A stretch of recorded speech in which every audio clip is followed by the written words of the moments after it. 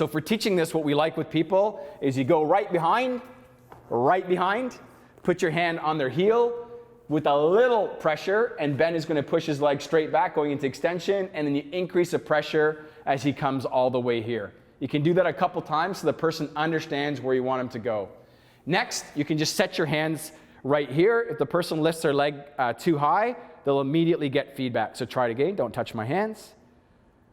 And we always like these external cues or props because the person now knows that they're doing it incorrectly or correctly. You don't have to say anything.